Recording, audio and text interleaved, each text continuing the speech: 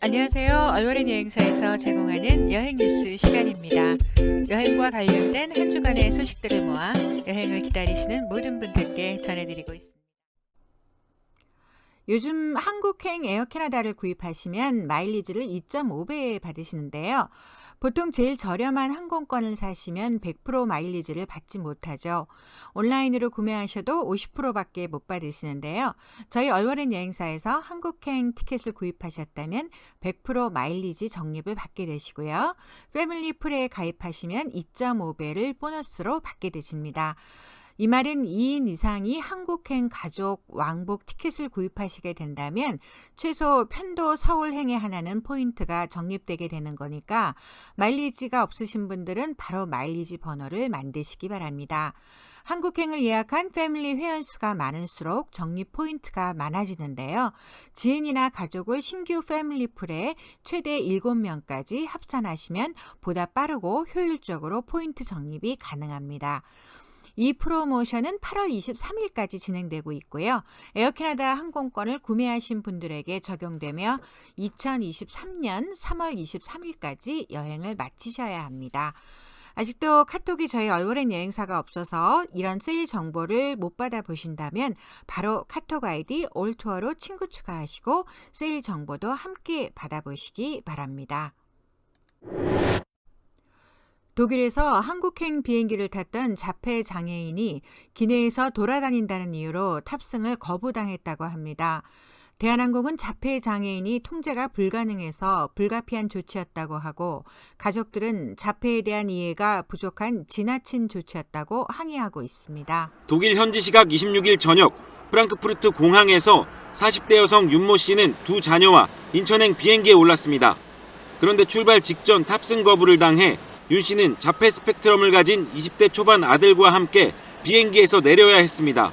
대한항공 측은 윤 씨 아들이 탑승 후 비행기 밖까지 뛰쳐나갔고 좌석에 앉아달라는 요청도 듣지 않았다고 설명했습니다. 탑승한 모든 승객의 안전한 비행을 위해 어쩔 수 없이 승객의 하기를 결정할 수밖에 없었습니다. 또 윤 씨가 아들의 장애를 탑승 수속 카운터에 미리 알리지 않아 사전 검토도 할 수 없었다고 밝혔습니다. 하지만 윤 씨 말은 달랐습니다. 통제가 안 되는 상황은 아니었다는 겁니다.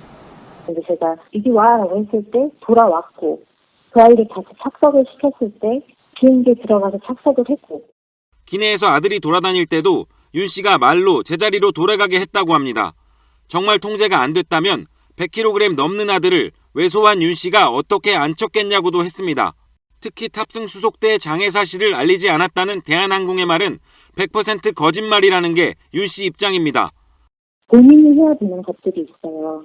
신분증 확인. 저희 아이가 22살이에요. 근데 저희 아이 대신에 제가 저희 아이 여권을 확인시켜드렸고 비행을 위해 수면제를 먹였고 곧 잠들 거라고 설명했는데도 승무원들은 기장의 결정을 번복할 수는 없다고 했다고 윤 씨는 전했습니다. 이 때문에 윤 씨와 함께 탔던 고교생 딸은 혼자 인천까지 와야 했습니다. 라스베가스의 뜨거운 태양을 기억하시나요? 사막 한가운데 위치한 카지노의 도시 미국 라스베가스. 얼마 전까지만 해도 극심한 가뭄으로 시달려왔는데 요즘은 때 아닌 폭우로 카지노 지붕이 무너지는 등의 물난리를 겪고 있다고 합니다. 서부 지역은 산불로, 라스베가스와 주변 도시들은 폭우로 그야말로 미국 전체가 기상이변으로 몸살을 앓고 있는 모습입니다. 거센 빗줄기가 카지노 천장을 뚫고 탁자 위로 쏟아집니다.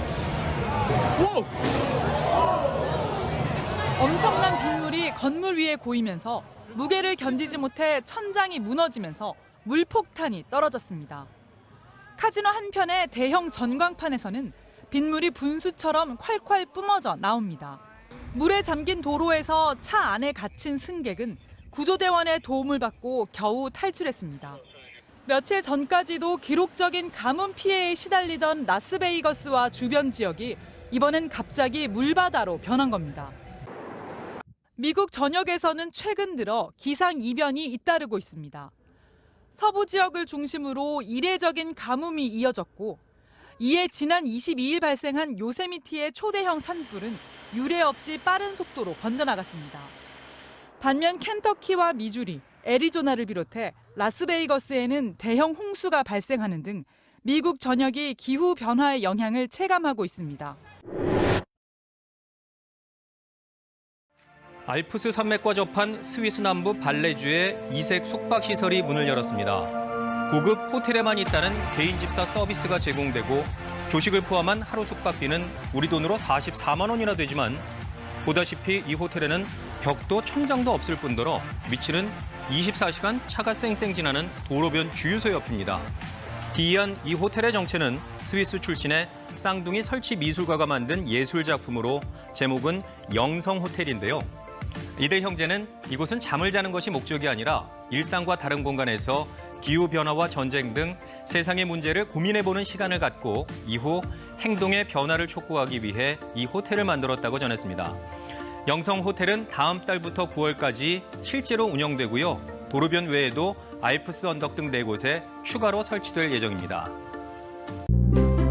오늘 준비한 소식은 여기까지입니다. 건강하세요.